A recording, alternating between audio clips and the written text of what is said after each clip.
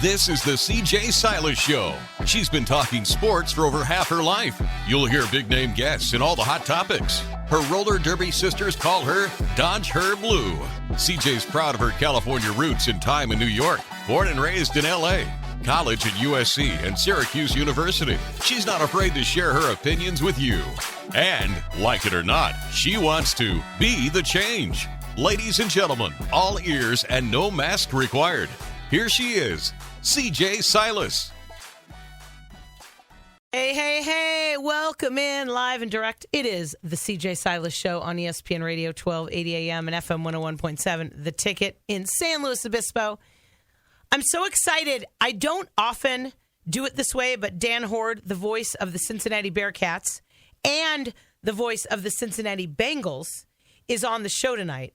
And he's got a game with the Bearcats, so we taped the interview earlier, and it's really good. We went to Syracuse. Let's see. We went to Syracuse almost at the same time. I think he graduated and had just left Syracuse, but he was doing the radio and TV for Syracuse Sports and for the Syracuse Chief, which is where I got my first gig as a PA announcer. So we worked together there, but he had already graduated from Syracuse. He's going to be on the show. What a cool year it's been for him. The Bearcats get to the championship 4, the playoffs in college football, and then he's going to the Super Bowl with the Cincinnati Bengals in Los Angeles. Not bad. So Dan Hoard will be on in a little bit. I definitely want to do some Super Bowl bets, some prop bets with Rafael Esparza from MyBookie. This is a crazy week, and I think he's trying for a record over 2,000 prop bets, and him and his team create them all on their own, which is nuts. Every time this week shows up in my life, I reminisce. I reminisce to the Super Bowls that I got to go to. I reminisce to the last time my team was in the Super Bowl, which was 1985, January of 1985. It was the Dolphins and the 49ers. And that's the last time that my favorite team got to the Super Bowl. So I think of that. First of all, I'm like, oh, will my team ever get there? And I think everybody does that naturally when the Super Bowl comes around. Then I think, well, what am I going to eat? Who am I going to watch with? A lot of the times in my career, I was working that day. Maybe I did a show that morning or a show right before the game, or I did a pregame show, or I would be at the game, or I would do some side story about the game. I have trouble. This is going to kind of sound a little snotty. Well, maybe I shouldn't say it. Here's the problem. I'm not the brightest person in the room. Okay. I don't know everything about sports. But the hardest part for me about Super Bowl parties is when someone finds out what they do, they try to out-knowledge me. And I don't know if it happens to guys in this business, but I know it's been happening to me forever. The last thing I want to do is have some yahoo who thinks he knows more about sports than me yapping in my ear for the entire game. Because I actually like to hear the broadcast. I like to hear Al Michaels. I like to hear whoever's doing the game. So Super Bowl parties are hard for me. They're good for me if I don't care at all. They're good for me if I don't have a show the next day because I don't have to watch the game intently. But they're not, and they're good for me when there's a lot of good food around. But they're not good for me when the game matters, when the game is interesting, or when I'm rooting for someone. Let me explain. I do have some teams that I root for besides the Dolphins. I root for the Seahawks because I spent a lot of time in Seattle working. I covered the Seahawks. I had season tickets to the Seahawks when they were in the Kingdome. I really like Russell Wilson as a human being. He's a give backer. He's a be the change. He's a hashtag be the change.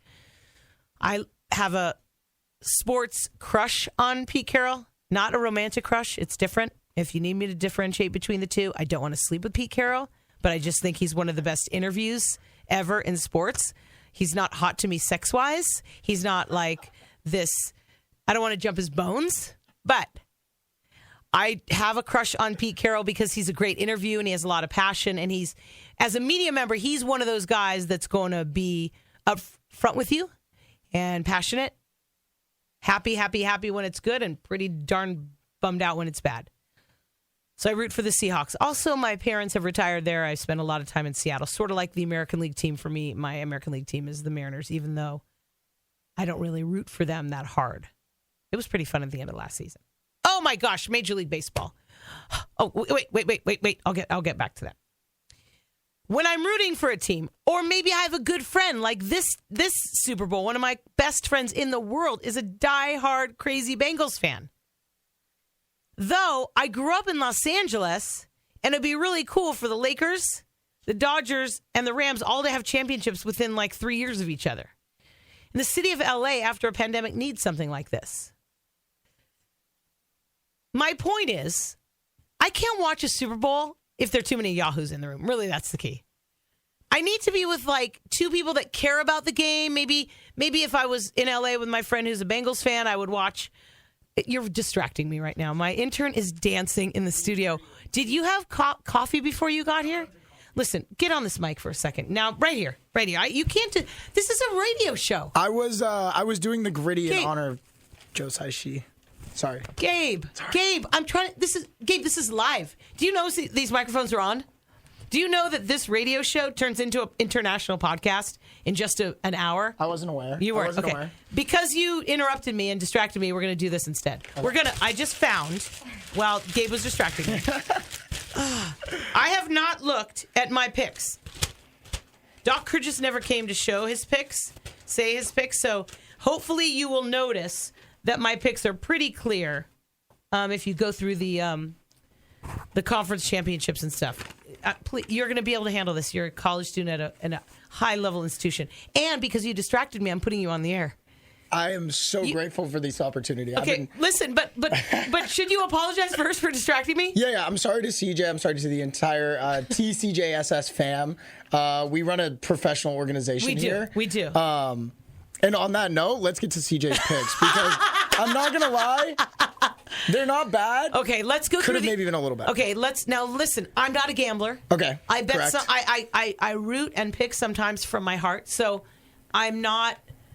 I never give my picks in order for people to bet or win. Right, but these were pretty. Okay, let's do my These picks. are great bets. If you AFC. needed to. AFC. Should we just skip to the championship games? Sure. Okay, so since that's what you wanted to do. Well, those are the best ones in my opinion. Chicken scratch on all that. That's actually a piece of paper that I wrote my notes on. I'm a little excited to get to the NFC. Okay, let's do AFC. So AFC, we started with actually the two powerhouses. If we're going to do this every year, these are probably who we're picking every time. I do this every year. You just weren't with the show last year. No, I'm a noob, as they would say in the hip lingo. Yeah, you're a noob. You're a rookie because anyone else that knows how to be an intern would not be dancing while I'm trying to do a show. Right. Which is what you were doing 4 feet from me. It was kind of like a commemorative to the Bengals since they made the Super Bowl. It's like their dance. It's your happy dance. Happy dance, okay, correct. next time you do your happy dance, do it anytime. Outside of 5 to 6 p.m. Pacific, okay? Okay, fair. On Wednesdays. So you only have 1 hour a week. Oh. Okay, go ahead. Tell me. Okay. Let's do this. So we got the two big guns in the AFC. These were CJ's picks for the AFC Championship. Buffalo, led by Josh Allen, and of course the Kansas City Chiefs. Okay. Coming in. What did we end up getting this year? We got Bengals and are you Chiefs, right? We got Bengals Chiefs. Are you going to do commentary now, or are you just going to do my am I just supposed to listen? Just list them? So you got one right. You got Casey right. He's really, really happy that his microphone is on. And you chose Buffalo. So you picked that Casey wasn't going to win, which is actually right. So you got it right, basically. Basically, except I have the wrong team beating KC, but I did have the Chiefs losing. Right. Thanks for giving me a little credit for that. Right, of course. And I don't even remember who I picked. I haven't looked at this since September. Nobody saw the Bengals coming either. So this was. Did I even pick them in even the wild card? Nothing. No. Okay. No. Okay. Then you go to the NFC. And this one was a little bit more off, but Packers versus your hometown Seahawks. Yeah. Not hometown. Not hometown. Close. My family's there. Residential, where your second property, basically. Yeah, pretty much. Right.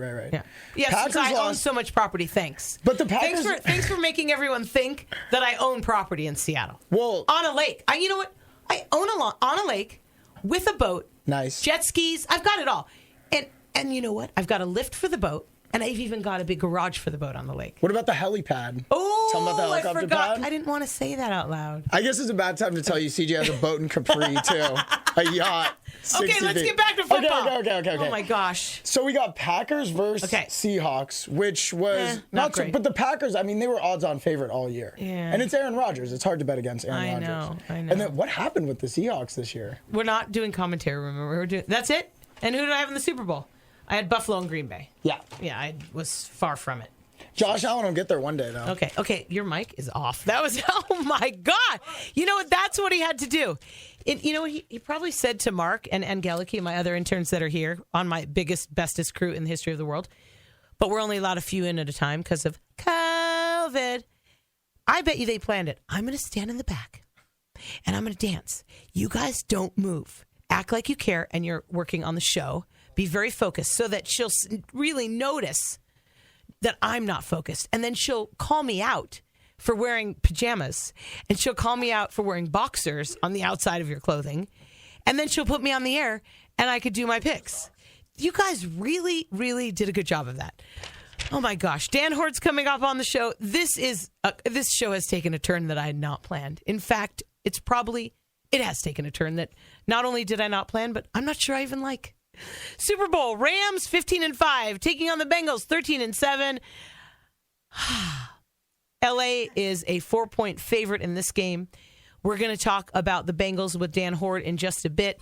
The over-under on this game is 48.5, which I think I would probably take the over, but I'm not a gambler, so don't listen to me. And that's all I got for you on the NFL until Dan Hoard comes on. And then Rafael Esparza from my bookie's got a lot of fun bets. He always brings great stuff to the table. I'm a little frustrated. I'm frustrated for a couple things. I'm frustrated that the Olympics are being ignored, and I'm one of those people ignoring them. There's just too much going on. The Super Bowl is a week later. It is completely in the way. I don't know if it's COVID scheduling or what, but right now we should not have an Olympics at the same time as a Super Bowl. We should not have a lockout at the same time as a Super Bowl and an Olympics. We should not. We just should not. I can't change it or fix it, but I'm distracted and I'm a little bit flustered. And that's why when my intern dances and wears underwear on the outside of his clothing, I get distracted. We'll talk to Dan Hoard more about the Bengals. It'll be way more serious, I promise. I don't know why I'm a little giddy today, but I am. Major League Baseball is upsetting me. I have to get to this. On this day, most years, well, pretty much every year except the last time there was a lockout, I was celebrating the fact that by the time there's another CJ Silas show on the air next Wednesday, pitchers and catchers would be reporting. Not going to happen. We're going to hear from Commissioner Rob Manfred tomorrow. He's going to have a news conference. I don't know what he's going to tell us. Probably that everything is delayed. The owners and the players have met since December a total of 5 hours, which actually probably sounds like a lot, but it's not enough. They're not even talking. They don't even have anything scheduled. I'm expecting it to be delayed. The lockout is 70 days away. The first spring training game was supposed to be February 26th. That's not going to happen. Opening day, March 31st. I'm actually glad that opening day is not going to happen on March 31st because then the whole world can celebrate the 10-year anniversary of the CJ Silas show, which is March 31st. Maybe the players are doing it for me. Maybe Major League Baseball Players Union knows that the CJ Silas show is turning 10 years old on March 31st, so they're going to have it. Maybe they'll just delay it a day. They'll get right back, and they'll delay it, and then the morning after when we're all hungover and tired from the celebration, then the Major League Baseball players might actually have a season. Oh, my goodness. Poly Baseball started last week. It didn't really start because the official season doesn't start until next Friday against the University of Washington.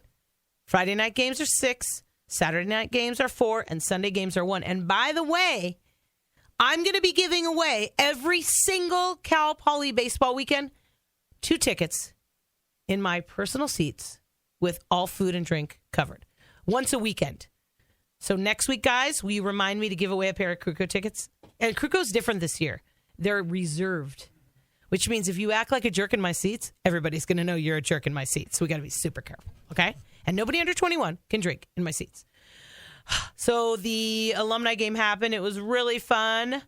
My dog got to go, and every time I turned on the mic, I felt like he was barking in the press box. That was probably not the best thing ever, but it's the only game that he's allowed to go to at Cal Poly. He goes to all the Hancock games. Just too busy at Cal Poly. Black History Month is officially now because it's February, but the CJ Silas Show has been celebrating it since last year, which has really been wonderful, rewarding, and makes me feel like maybe we're doing something right with this microphone. Every week, we celebrate Black and brown people, not just in the world of sports. We focus on sports, civil rights, music, any pioneer, artists, coaches, players, authors, just everybody. This week, Hank Aaron, born on February 5th, 1934, nicknamed Hammerin', Hank, or Hammer. He was an American professional baseball right fielder, played 23 seasons in Major League Baseball from 1954 to 1976. He was widely regarded as one of the greatest baseball players in the history of the game. He spent 21 seasons with the Milwaukee and Atlanta Braves in the National League and 2 with the Milwaukee Brewers in the American League. Notice how things have changed. His 755 career home runs broke the long-standing MLB record set by Babe Ruth and stood as the most for 33 years. He still holds many other MLB batting records. He hit 24 or more home runs every year from 1995 to 1973. He's one of the only 2 players to hit 30 or more home runs in a season at least 15 times. Hank Aaron in 1999, the Sporting News ranked him 5th on the list of 100 greatest baseball players. In 1982, he was inducted into the National Baseball Hall of Fame in his first year of eligibility. And in 1999? Oh gosh, 2 things in 1982. You know what? Listen, I'm not as smart as I look. In 1982, he was, what I just said, inducted into the Hall of Fame. Julius Erving, born February 22nd, 1950. I have not eaten an edible, and I have not had extra caffeine. I just wanted to be on record. I'm just a little giddy. Known by the nickname Dr. J, Julius Erving is an American former professional basketball player regarded as one of the most influential players of all time. He helped legitimize the American Basketball Association, the ABA. He was the best-known player in that league when it merged into the NBA after the 75-76 season. Julius Erving won 3 championships, 4 Most Valuable Player awards, and 3 scoring titles with the ABA's Virginia Squires and the New York Nets, now the Brooklyn Nets, and the NBA Philadelphia 76ers. During his 16 years as a player, not one of his teams had ever missed the postseason. He was known for slam dunking from the free throw line in a slam dunk contest. He was the only player voted most valuable player in both the ABA and the NBA. In 1993, Erving was inducted into the Basketball Hall of Fame. In 94, he was named by Sports Illustrated as one of the 40 most important athletes of all time. Julius Erving and former NFL running back Joe Washington fielded a NASCAR Busch Series team from 1998 to 2000. Becoming the first ever NASCAR racing team at any level owned completely by minorities in 1988. He received the Golden Plate Award of the American Academy of Achievement. Julius Erving. Langston Hughes, born February 1st, 1901, an American poet, social activist, novelist, playwright, and columnist from Joplin, Missouri. One of the earliest innovators of the literary art form called jazz poetry. Langston Hughes is best known as a leader of the Harlem Renaissance. He famously wrote about the period that the Negro was in vogue, which was later paraphrased as when Harlem was in vogue. From 1942 to 1962, as the civil rights movement was gaining traction, Hughes wrote an in-depth weekly column in a leading black newspaper called the Chicago Defender. In 1932, Hughes became part of a group of black people who went to the Soviet Union to make a film depicting the plight of African Americans in the United States. Langston Hughes was one of the few prominent black writers to champion racial consciousness as a source of inspiration for black artists.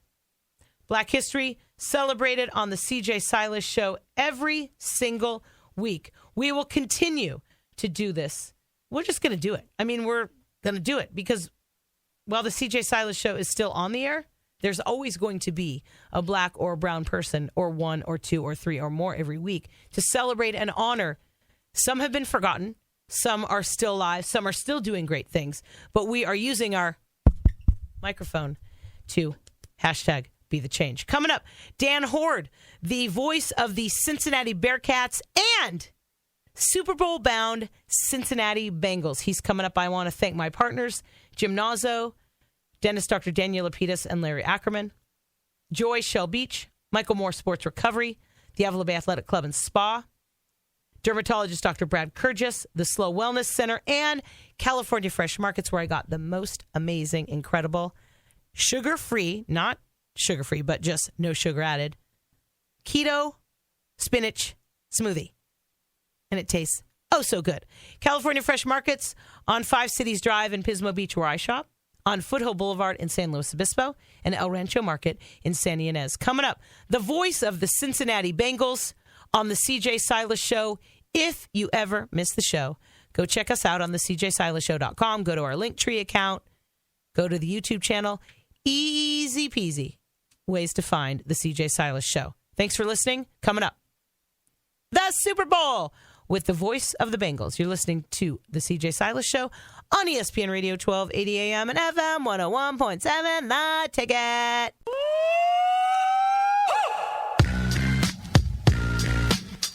Now, back to the CJ Silas Show on ESPN Radio 1280, The Ticket. Welcome back to the CJ Silas Show. I say this, but not very often, that there are people related to the beginnings of our career. There are people related to where we went to school or where we started that tend to always show up for each other in this business. It's a very big community because there's so many sports radio stations and talk shows and podcasts, but it becomes a very tight-knit community when things happen for people in our family that are amazing. And I feel super fortunate that this guy has made some time for me in a very busy week, Super Bowl week, where his team is actually in the game for the first time in his career as he's been the voice of the Cincinnati Bengals. He is a Syracuse brother. He is a Syracuse Chiefs brother, and he is the voice of the NFL Cincinnati Bengals going to the Super Bowl. Dan Hoard's on the CJ Silas Show. Hello there, old friend. Hello there, CJ. That's a very kind introduction. I appreciate it very much. And you're right, that Syracuse family has been reaching out in the last couple of weeks, and it has been awesome.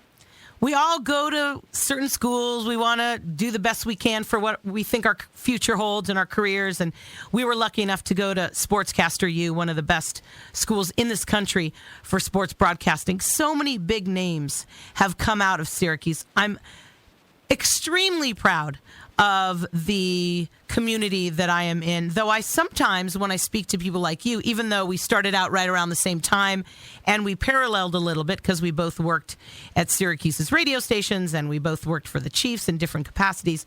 But then when I talk to you and I look at your resume, I'm like, oh my gosh, Dan Hoard has really made a name for himself, and what a year it's been for you. The University of Cincinnati is in the Final Four in the football. It's incredible what you've been through. Ohio Sportscaster of the Year 4 times. When you think about yourself or look in the mirror, or I don't know if you ever Google yourself or look at your resume or your website, how do you feel about where you've been and where you've gotten to? Well, when I look in the mirror, I don't feel very good because I'm bald and hideous. But when it comes to my career, I feel so blessed because my father, my biological dad, my parents got divorced when I was young, but my biological father was an upholsterer. It was back-breaking work, and I worked for him one summer, and it was miserable. My stepfather was a wholesale florist. Similarly, I don't think he loved going to work every day. So I know how good I have it. And it's been unbelievably good this year because I do the University of Cincinnati football games. So I got to call those games as they made it to the national semifinals, first team outside of the Power Five to do so. And now I'm going to get a chance to call a Super Bowl on Sunday, which honestly, reality has exceeded my dreams. So this has really been cool. I'm looking at all of the plans for the week, and you've got a basketball game tonight. I think I read that you're going to be at the Barney's Beanery in Santa Monica, and I'm from L.A., and Barney's Beanery is a very cool place, but you've got to also go to Roscoe's for chicken and waffles. You've got to have a Tommy's Burger if you can find one. They're all over the city. If you like hot dogs, you got to go to Pink's. El Cholo's got amazing Mexican food. And if you want seafood, you got to go to Gladstone's. Your trip's going to be too short for all that.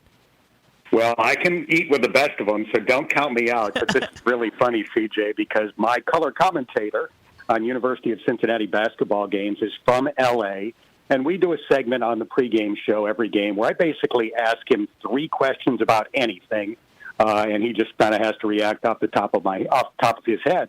So in the last game, I said, "Hey, I'm going to your hometown for the Super Bowl. Where do I eat?" First 2 places on his list: Roscoe's Chicken and Waffles and a Tommy Burger. So great minds apparently think alike. Yay. Okay, that's super cool. I'm glad that we got that out of the way. So now you have your plan for all your meals. He is the voice of the Cincinnati Bengals and the University of Cincinnati, and a Syracuse brother of mine, Dan Hoard, on the CJ Silas Show. Surprise, surprise, surprise. No Patrick Mahomes. No Tom Brady. No Andy Reid. No Bill Belichick in the Super Bowl this year. Instead, we've got some other names, and 2 of them are very interesting, and they both play. One coaches, one plays for the Bengals. Joe Burrow, the quarterback, and Zach Taylor, the head coach. If I said to you 20 weeks ago that Joe Burrow, Zach Taylor, and Evan McPherson were going to be in the Super Bowl, and you were going to be there with them, what would you have said to me? I would have said you're insane or that you are off by about 2 years. With this young nucleus that they've been building, I thought, you know what, this team could be really good in a couple of years, but I certainly didn't think it was going to be this year. Keep in mind, 2 years ago, they started 0-11. 2 years ago. Now, that's how they got Joe Burrow. Thank heavens. They picked a good year to stink. But how do you go from 0-11 2 years ago to 1 win from a Super Bowl title? It's unheard of. There have been long shots in NFL history, and a lot of them. I think of the St. Louis Rams team that won the Super Bowl. I think they had lost 10 or more games in 8 of the previous 9 years. So that might have been the biggest long shot until now. But if the Bengals do win this Super Bowl, I think it's the biggest long shot in the 56-year history of the game. What a story, too. You had a McPherson and a McPherson at Syracuse, so people would have to go way back to look at that. And now you've got a McPherson or a McPherson in Evan. How do you keep his name straight when you're thinking about all these McPhersons that you had to talk about on the radio? Well, this one's a McPherson. He goes by McPherson. It's been easy to remember because we've been saying his name so often. It's kind of stuck at this point. What a postseason he's had. 12 attempts. He's made them all. Multiple 50-yard kicks, including a 52-yarder to win the Tennessee game. Back-to-back game winners in each of the last 2 playoff games. He has done what I didn't think it was possible for a kicker to do. He has eliminated butterflies. When he comes into a game and the game is on the line, I am not nervous at all. And I think that's probably true of his teammates, his coaches, the fan base. This kid is so good and so reliable that he has eliminated butterflies. And I'm amused thinking back to the NFL draft because when the Bengals selected him in the 5th round, the draft gurus said, they're idiots. You don't draft a kicker. You can always find a kicker as an undrafted free agent. And I suppose that's true. You can find some good ones. But to get the next Justin Tucker, if you see him in the draft and you're in a position to take him because those guys can have a huge impact. It's so crazy. He's not only the voice of the Cincinnati Bengals, he's also a character on The Simpsons. Dan Hoard joining the CJ Silas Show on ESPN Radio. We talk about kickers. Remember in Syracuse, wasn't there a kid that had kicked there was a streak at Syracuse with point afters? My brain's just coming to yes. it. What was his name? What were their names? Do you remember?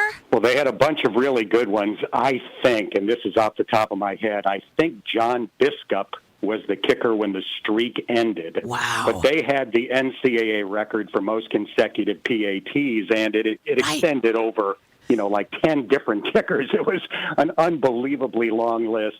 If it wasn't John Biskup, John, I apologize. I know he was one of the kickers during that stretch. And I think he was the guy when the streak ended. It's crazy, and I'm sorry I went so off topic, but it just made me think of that time that we were both in Syracuse where there was this PAT streak that was going on. He's Dan Hoard from the Cincinnati Bengals joining the CJ Silas Show. If you think about Mike Brown, his reputation. I don't read the Cincinnati papers all the time. I don't follow his career. I just know that he has shifted. He has grown up. He has changed. What about the owner? Mike Brown is different. Well, they've spent a lot more money over the last 2 years than they ever have. Cincinnati has notoriously been known as a frugal organization, and it's true to a certain extent. They have not been big spenders in free agency in their history. But 2 years ago, they blew up the model. They've spent $250 million in free agency the last 2 years. They're up there among the NFL leaders, and nearly every dollar was spent on defense. They built the offense through the draft. They built the defense through free agency. It's a risky strategy. More free agents fail than succeed, but they have seemingly hit it out of the park with almost every one. The only guy that has kind of failed is basically the one they spent the most money on, Trey Waynes, who's one of the highest-paid cornerbacks in the NFL. He's been hurt, and he's barely played the last 2 years. But most of the other guys have been huge successes. Trey Hendrickson, DJ Reader, Mike Hilton, Von Bell. The list goes on, and they've built one of the NFL's better defenses through free agency the last 2 years.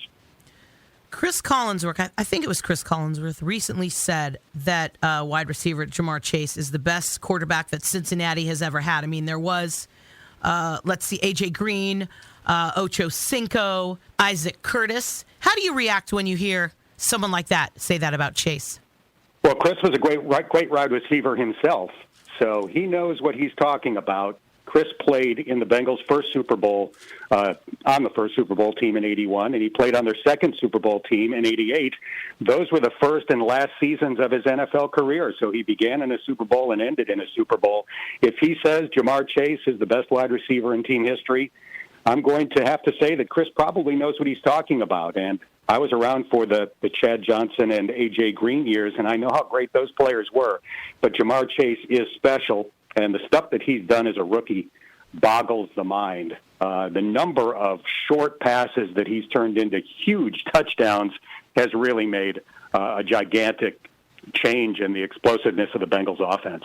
This weekend, it's Super Bowl 56, Bengals and Rams. The voice of the Bengals, Dan Hoard, joining the CJ Silas Show on ESPN Radio. The quarterback stories are very different, obviously. Joe Burrow, second year in the league. New kid on the block, could be the face of the league for a while. We don't know. Matt Stafford, a veteran that played in Detroit, came to L.A., proving himself, and now they're both going at it in Super Bowl 56. When you're prepping for your game this coming weekend, what are some of the things that you've learned and find interesting about Matt Stafford's career? Really how up and down it's been, to tell you the truth. We've always known that he had incredible talent. He was the first overall pick in the draft for a reason. But in his 12 years in Detroit, there were some really good years. He went to a Pro Bowl, and then there were some years where he was pretty lousy. His career record, if you value quarterback wins and losses as a stat, is under 500. Now, he was playing for bad teams in Detroit, but Joe Burrow came to a bad team in Cincinnati, and in year two, they're in the Super Bowl. So I think Matthew Stafford is capable of having an unbelievably good Super Bowl. It's frightening as a Bengals fan / announcer, but I think he's also capable of potentially having a bad game. I think the highs and lows where Matthew Stafford are concerned are probably more drastic than Joe Burrow. Joe Burrow never has really had a bad game in a big game in his life, and I don't expect him to have a bad game in the Super Bowl. I don't know if that's going to be enough for the Bengals to win, but I do think Matthew Stafford is at least capable of having a dud. We'll see. You get to talk to Joe Burrow all the time. You get to be around before, after games, on the field like a play-by-play person does. What's the kid like? Effortlessly cool. It's interesting to me. A lot of people have been comparing him to Joe Montana. I think Phil Simms was the first person to do that. And I think as players, there are some similarities. But as a personality, he's more like Joe Namath than Joe Montana to me. He's just effortlessly cool. People gravitate to him. You know, he's not the playboy that Joe Namath was back in the day, but the sense of style, the swagger, it has made an enormous change in the franchise from the highest person on the totem pole to the lowest person on the totem pole, and, it's obviously been a blast to be around. The voice of the Cincinnati Bengals, Dan Hoard, joining the CJ Silas Show. I know there was a big party in Cincinnati on Monday night to celebrate this Super Bowl. It's not going to be possible for all the local fans to watch together. It was an idea that the NFL kind of shot down. Did you get to go to that party? Did you watch a lot of video of it? What was it like there?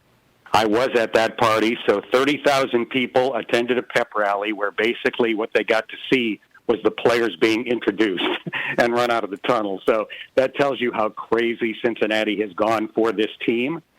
Nothing galvanizes a city like a successful NFL franchise.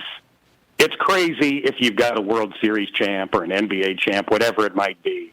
But at least in my opinion, it does not compare to a contending NFL team because the NFL is the number one sport in the country by far. The Super Bowl is the biggest sporting event in the world. And when your NFL team is in the hunt, everybody is into it. All demographics, men, women, young, old, all races. It's been insane. It's so much fun to see. And I can only imagine what a Super Bowl parade would be like in Cincinnati. Oh, my gosh. I think it was Cincinnati.com that did like a 3-minute montage of people celebrating little videos at households and stuff. It was really cool. If you haven't seen it, you should go find it. One quick question before I let you go. Game ball. There's a game ball presented in the postseason on the team. What's the story around local organizations getting that ball? It's a really cool story. So this is completely Zach Taylor, the head coach's idea. At some point, just driving to and from work over the years, he would drive by these local bars. Sometimes he'd be driving back after a Bengals game, and he would see the Bengals fans congregated, through the window or just outside the bar. And he thought to himself, it'd be really cool if and when we're in contention someday, after big playoff wins, to swing by and drop off a game ball. So that has become the Bengals tradition. They take 5 game balls after every playoff win. This will only be playoff wins. So there's been 3 so far. They take 5 game balls. They number them for authenticity. And then Coach Taylor and some of the players, they kind of, randomly select 5 area establishments around the city or in northern Kentucky, and they go out and present these game balls to the fans. I think it's a tremendous idea. I guarantee it's going to be copied by just about every team out there. It's so cool. Now it's become kind of a guessing game. Who's going to get one next? Oh, my gosh, who will get a Super Bowl game ball if they win that? And if the establishment does, will they have to hire security to be there 24 hours a day to guard the darn thing? So it's a really cool tradition. And, I'm kind of proud to be associated with a franchise that started it. Oh, my gosh. I love it. I'm getting the chills just hearing the story from you. Dan, thank you for showing up for me on my show in the middle of one of the busiest weeks of your entire career. Thank you for supporting me at the beginning of my career, where, to tell you the truth, not many men around Syracuse did. I struggled when I was there. I'm proud that I got through. And there were a few people. You and Ian Eagle were such big supporters. You never had a negative word to say about me. You never disparaged me. You never talked down to me or condescended me. And I can't say that about many people that early in my career. Literally, we were just kids. And your parents brought you up right, buddy, because you were always respectful and always thoughtful. I want you to send love to Peg and Sam, even though I've never met them. CJ, thank you so much for having me on. I'm so proud of you, your success, and it's great to catch up. So thanks again. Dan Hoard, voice of the Bengals. Have a good trip. We will come back next with the Cal Poly Sports Update on ESPN Radio 1280 AM and FM 101.7, The Ticket. The CJ Silas Show is back. Make sure your seats are in the upright and locked positions. Carry-on luggage stowed and opinions intact. Here she is, CJ Silas. Welcome back to the CJ Silas Show. How cool that we had the voice of the Cincinnati Bengals on the show right before the Super Bowl.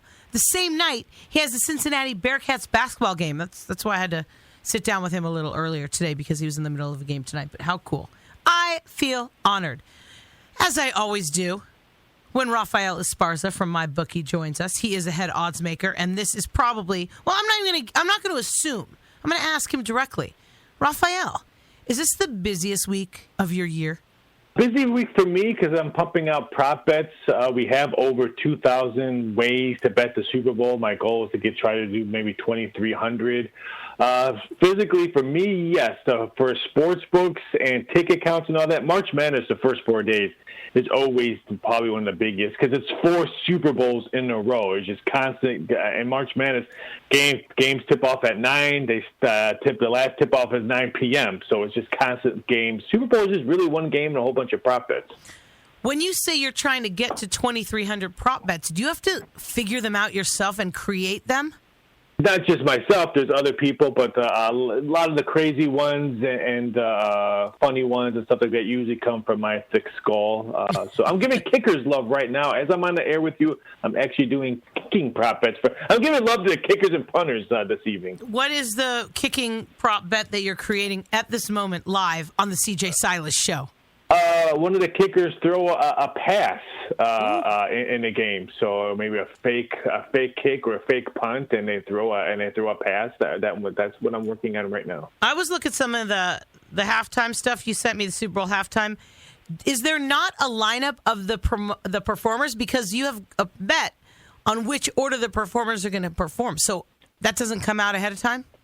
They usually really, really tight-lipped on that unless it sneaks out. Mostly the national anthem usually gets leaked out on how long it is. But so far, nothing has come out with who's singing first and stuff like that. I'm excited for the halftime just because a lot of these is when I was in high school listening to Eminem and Snoop Dogg and Dr. Dre and stuff. I wish I could light something up when I'm watching, but I'll be working. So I'm excited for it. I would love to see some California love with a big lowrider just driving around the field, tearing up the field during halftime. That'd be great. It's probably going to be a pretty big party in Los Angeles. He is head odds maker at MyBookie, Rafael Esparza, joining the CJ Silas Show. Some of the best online betting you can get anywhere. Bet anytime. You even get to double your first deposit up to $1,000, and you get a $10 casino chip. Just go to MyBookie. The best one that I saw that you sent me was whether or not Snoop Dogg's going to smoke weed during his performance. Is anyone betting on that? Yes, that's probably one of the a lot of people betting on that one. A lot of no money coming in. Let's face it. We all still remember the Janet Jackson debacle, so maybe he'll be clean on this one. He may not smoke during the show, but I can guarantee you he'll be smoking something before the show. One of my favorite ones is, will there be a Tupac Shakur hologram during the halftime show? They know it was minus 550, but got to give the love to some Tupac just because that's the era that we're in. And then Eminem, you have a prop bet around whether he's going to curse or not? Yeah, over under how many cuss words he uses, 1.5 is over on that one. Getting 50-50 on it, but I like to will Eminem have a beard during his halftime show. Yes, minus $4. They're brilliant at MyBookie. Rafael Esparza, head oddsmaker, is joining the CJ Silas Show. Super Bowl MVP. Who's leading that one? It's crazy. The quarterbacks get a lot of love because they can't do no wrong, quarterbacks. But I'm telling you, your boy Rams, Aaron Donald, he opened up around 16 to 18-1. Right now, he's 4-1. Whoa. So if he has a monster game, which I think he will, books might be doing GoFundMe pages on Monday if Aaron Donald wins the MVP. There's a one prop bet who will win the MVP, quarterback or any other player. Any other player is plus 160. I like that prop bet because Cooper Kupp can win it, Donald can win it, Mixon, the running back from Cincinnati. I like that prop bet. But, Aaron Donald wins, I might be asking you for a job. I don't know.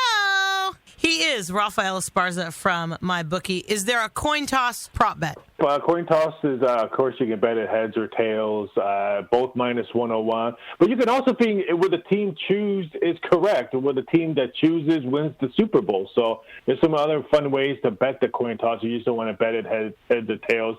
I always bet tails because tails never fails, but last year was heads. Before I let you go, because it looks like pitchers and catchers are not going to report early next week. Why does it disappoint me? It looks like pitchers and catchers are not going to report next week as they probably were expected. Are you doing odds? Anything around Major League Baseball starting on time, spring training starting on time, any of that? I'll probably start tackling some baseball stuff like that on Wednesday. I got to do Oscars, I got to do SAG Awards, and I got to do the Razzies all weekend long. So when I'm done tackling the entertainment side of award season, then I'll start tackling at some baseball strike stuff. We're going to have to do a show on the SAG Awards because I'm a voter. So, yeah, this will be the third year I do the SAG Awards. I've been doing Oscars and Razzies for, 10-plus years. But this will be my third or fourth. I got to go back. Third or fourth year I've done SAG Awards. It kind of shocks me that people bet. I mean, I understand the Academy Awards. People bet on the Screen Actors Guild Awards. Oh, yeah, Screen Actors. We get a lot of action on the Razzies, the worst movies of the year. So the sad part is I have to watch all those horrible movies and all that while I'm doing ads. Because when I do interviews, I kind of want to know what I'm talking about. So some of the movies I have seen, I just want to pluck my eyes out. What's the best movie you've seen so far? Spencer. That was a phenomenal movie. I thought it was well written. King Richard. I thought Will Smith did a phenomenal job on that one. I loved it. There's a lot of good movies out. I've been trying to tell the wife to start watching some of these because some of them I think should be highly recommended for us to see. I thought I'm not a big musical fan, but West Side Story was good. Licorice Pizza was outstanding. Okay, wait. You liked Licorice Pizza? Well written, and I thought the acting was phenomenal.